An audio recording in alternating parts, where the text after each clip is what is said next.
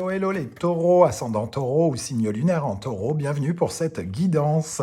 Nous regardons aujourd'hui quelle va être la bonne surprise pardon, qui vous attend en mars 2022. Comme tous les mois, je vous propose cette vidéo qui n'en reste pas moins un tirage général, donc qui ne peut pas parler à tous les taureaux de la même façon. Donc prenez les messages qui vibrent avec ce que vous vivez actuellement et n'hésitez pas à faire votre propre lecture intuitive en ressentant l'énergie de ces cartes et en vous appropriant leurs messages. Vous pouvez également regarder les vidéos de votre signe ascendant et de votre signe lunaire pour avoir des détails supplémentaires ou pourquoi pas un autre message si celui-ci ne vous parle pas véritablement, ce qui peut arriver de temps en temps, puisque je ne peux pas parler à tous les taureaux en même temps avec ce tirage. Bon, je vais y arriver. En barre d'infos, je vous mets mon adresse email comme d'habitude et vous pouvez également retrouver tous les liens pour vous diriger directement vers les vidéos que je vous propose. On commence tout de suite avec l'énergie de cette bonne surprise qui vous attend. Alors, cette carte nous parle d'un lien un peu toxique, semble-t-il, d'une chaîne, d'une enclave, avec peut-être quelqu'un ou quelque chose qui vous retient un peu prisonnier. Alors ça peut être quelqu'un qui vous empoisonne l'esprit, quelqu'un qui empoisonne votre histoire, ou des circonstances auxquelles vous vous retrouvez un peu lié, prisonnier. Et avec cette énergie, alors tout de suite vous vous dites mais c'est pas une bonne nouvelle. Si, c'est une bonne nouvelle parce que il y a quelque chose qui vous relie ici et j'ai l'impression que cette chaîne, vous avez les moyens ou les circonstances vous aideront à quelque peu retirer ou desserrer ces chaînons qui vous retiennent prisonnier à quelque chose qui est lié à des pensées négatives, sclérosantes, qui vous rend un peu esclave ou en tout cas qui est une enclave à votre propre évolution. Ici, ça peut être en rapport avec les autres, avec le signe de la balance ici, de vos partenariats. Donc, on peut parler de collaboration, on peut parler d'histoire d'amour avec quelqu'un. Tous les partenariats, tous les mariages, tous les unions, les groupes de personnes peuvent être concernés ici par la maison 7. La maison 7, et il y a quelque chose qui doit changer et qui va vraisemblablement changer pendant ce mois de mars. C'est un peu comme si vous acceptiez de tourner le dos à certaines épreuves pour avancer. Donc, quoi qu'il en soit, c'est plutôt positif. On va voir comment ça se concrétise et comment ça se matérialise dans le concret. Avec l'arcane majeur du tarot d'Irtis, nous avons le grand prêtre qui équivaut au pape. Ici, on voit qu'il y a une bonne attitude avec ce prêtre. C'est un peu comme un guide que l'on a envie d'écouter. Alors que ce guide soit quelqu'un qui vous donne des conseils ou que ce guide, ce soit vous-même qui vous donnez le bon conseil à suivre. En tout cas, il y a une certaine forme de bienveillance. Soit vous êtes bienveillant avec vous, soit quelqu'un est particulièrement bienveillant avec vous et vous donne, entre guillemets, une réponse qui vous permet de vous défaire de ces menottes, de ces enclaves, de cette pensée un peu fataliste que vous êtes relié à quelqu'un ou à quelque chose dans un partenariat et qui vous empoisonne l'esprit. Vous avez l'impression que vous êtes trop relié à quelque chose ou quelqu'un d'une mauvaise façon. Et ici, on vous apporte cette clé, cette solution. Suivez le guide, vous dit cette carte. Dans le trou de la serrure, il y a énormément de protection et de validité. On vous dit que en écoutant cette voix bienveillante en vous ou celle d'un ami, vous percevrez le message de votre bonne étoile, entre guillemets. Bon, plutôt sympa. Ici, en l'âne mineur, nous avons le 10 d'épée et le 7 d'épée. Le 10 d'épée qui nous parle de mettre un terme à des pensées limitantes, sclérosantes, qui vous empêchent d'avancer, des pensées négatives, qui sont basées que sur du passé, des pensées qui vous ralentissent, qui vous dérangent, qui vous gênent. Il est question ici de mettre, entre guillemets, un terme à quelque chose qui, résolument, ne vous fait pas de bien. Que l'on parle d'une déception, que l'on parle de trahison, que l'on parle de chagrin, le 10 d'épée entraîne un nouvel as derrière qui apporte beaucoup plus de potentialité et beaucoup plus d'épanouissement que là. Donc il semble que vous vous décrochez, que vous trouvez un moyen de vous décrocher d'une union compliquée, comme si vous brisiez les menottes qui vous retiennent à quelqu'un. Ça peut nous parler pour certains d'un divorce qui a été long à imaginer, que vous ne pouviez pas imaginer. Ça peut nous parler de quelqu'un de pervers narcissique que vous avez beaucoup de mal à dégager de votre vie. Ça peut nous parler de quelqu'un qui fait partie de votre histoire passée et d'un deuil que vous ne parvenez pas à faire, par exemple, hein, et qui vous limite. Et le 7 de coupe, c'est quand on est, c'est quand on est capable, au lieu d'écouter sa force animale, ses pulsions entre guillemets, j'ai envie de dire de mort, en opposition à la pulsion de vie, c'est quand on est capable, au contraire, de rendre ses émotions et ses pulsions beaucoup plus pérennes pour qu'elles puissent construire l'avenir, pour qu'on puisse se projeter davantage vers l'avenir. Donc il y a quelque chose qui nous délie. On va compléter avec le Lycir Starro. Qu'est-ce qu'on a sur le 10 d'épée ici? Qu'est-ce qu'on a pour les taureaux pour le mois de mars 2022 sur le 10 d'épée? Voilà, elle est voulu tomber, elle est ici. Le roi d'épée qui nous parle vraiment une forme de discernement très fort qui nous fait prendre une décision hein, par rapport à ce lien, comme si on utilisait cette épée pour couper le lien qui nous retient à quelque chose de négatif, limitatif, qui nous retient en arrière pour se propulser vers l'avant. Qu'est-ce qu'on a sur cette énergie limitative du balance scorpion? La maison 7, qu'est-ce qu'on a? Le roi de Pentacle nous parle de se redonner, de redorer son image à soi, de se réaccorder de la valeur de la toute-puissance.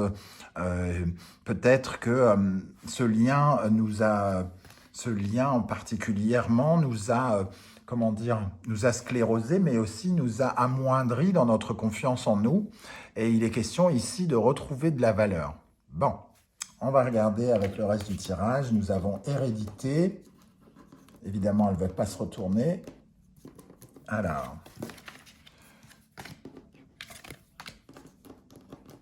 décidément. Voilà.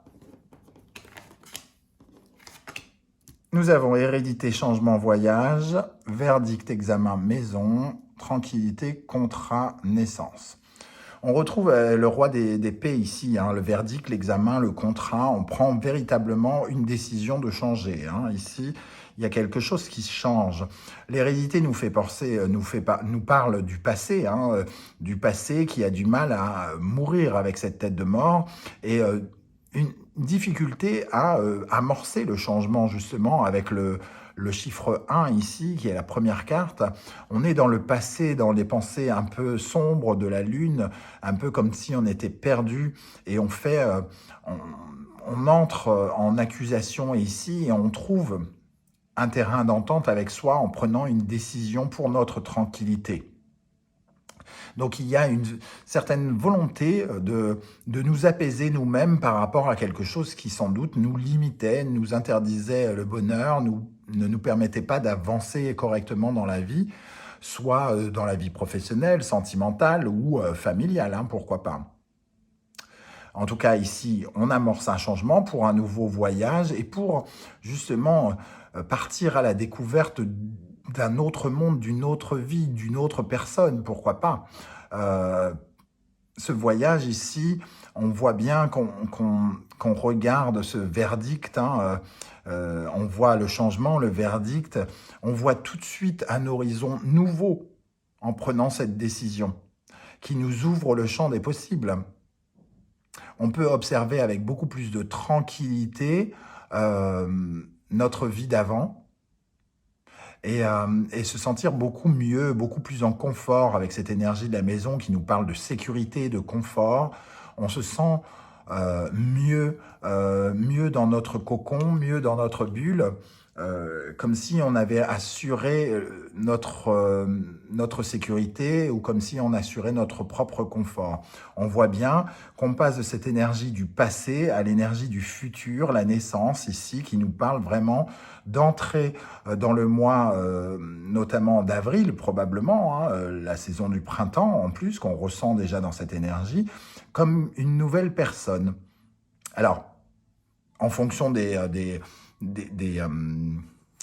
l'énergie qui tourne dans votre vie avec cette personne, s'il s'agit d'un pervers narcissique, par exemple, quelque chose de très violent, très compliqué, il est évident que la naissance ne va pas peut-être se faire comme un déclic, passer du tout noir au tout blanc d'un seul coup, mais on amorce en tout cas une naissance, on va véritablement vers un changement positif. Alors, on va nous parler de cette hérédité, ce passé-là. Qu'est-ce qu'on a sur le passé pour vous, les taureaux, pour le mois de mars, sur l'hérédité qui représente le passé? Le 5 de coupe, le deuil, le besoin de laisser quelque chose où on manquait d'amour, hein, pour aller vers quelque chose de nouveau, un nouveau désir. Donc il y a véritablement la fin d'un schéma, qu'on retrouvait avec le 10 d'épée, un schéma restrictif pour aller vers quelque chose de beaucoup plus éclatant, excitant, enflammé, qui peut nous raccorder avec nos propres désirs à nous, comme si pendant un temps on n'avait pas pu nous écouter, parce qu'on était lié à quelqu'un qui n'était pas, par rapport à qui on ne pouvait pas exprimer ce qu'on ressentait. Alors, qu'est-ce qu'on a? J'ai celle-ci qui vient de sauter. On se sentait démunis, sans doute, appauvris, amoindris, seuls et abandonnés quelque part, hein. Et on change. On va vers quelque chose de nouveau. Qu'est-ce qu'on a avec cet examen et ce contrat, cette décision, entre guillemets, que je ressens ici pour les taureaux en mars 2022? C'est quoi cette décision? Alors, la décision, le monde, la décision de s'épanouir, de grandir, d'évoluer, de clôturer une histoire, hein, peut-être aussi, hein, le monde. Et ici, avec le 6 de Pentacle, ça vient nous parler de l'envie de partager quelque chose concrètement.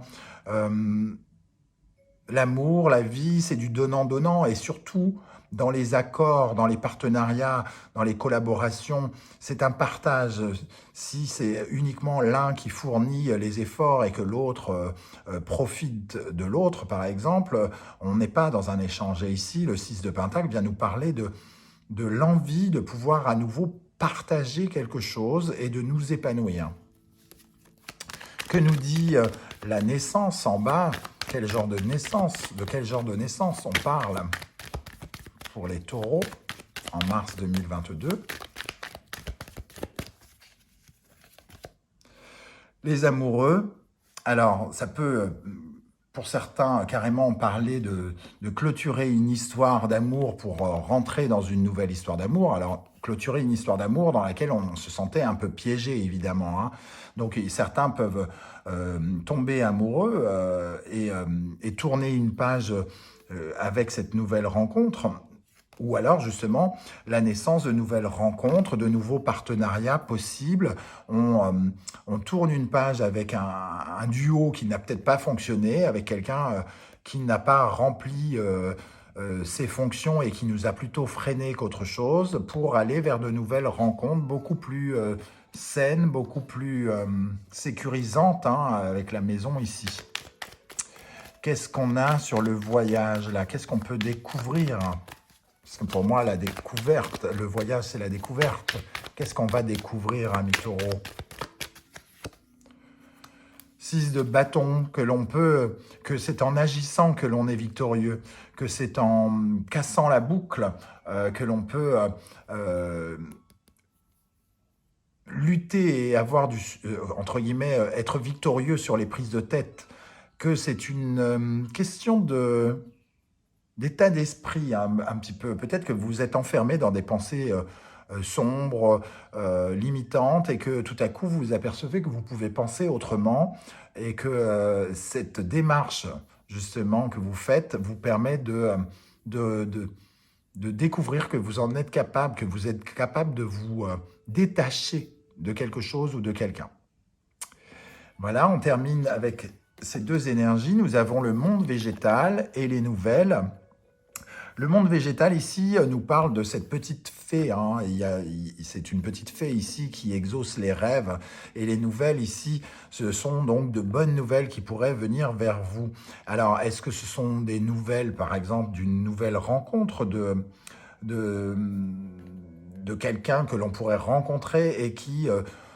c'est pas forcément du remplacement, ça serait très méchant de dire du remplacement de cette personne, mais c'est quelqu'un en tout cas qui vient nous aider à tourner une page, qu'on retrouve avec le grand prêtre, un guide à suivre peut-être qui est la solution, ou qui a la solution pour nous détacher de ce qui nous retient vers le passé. Ici, avec le monde végétal et les nouvelles, en tout cas, il semble que ce soit des bonnes nouvelles qui viennent vers vous, qui peuvent exaucer votre vœu de vous sortir un petit peu de votre... de certaines complications, en tout cas. Voilà les amis taureaux, comment je ressens ce tirage. N'hésitez pas à me dire en commentaire comment vous ressentez ce tirage, comment ça vibre avec ce que vous vivez. Je serais heureux de vous lire et de voir comment concrètement ça se présente dans vos vies. Et j'aurai plaisir à vous répondre, bien sûr. Et surtout, continuez à faire comme vous le faites d'habitude, à me soutenir, m'encourager en likant ma vidéo, bien sûr, en vous abonnant et en partageant sur vos réseaux sociaux. Je vous remercie de votre attention et je vous dis à très très vite pour d'autres vidéos. Ciao, ciao!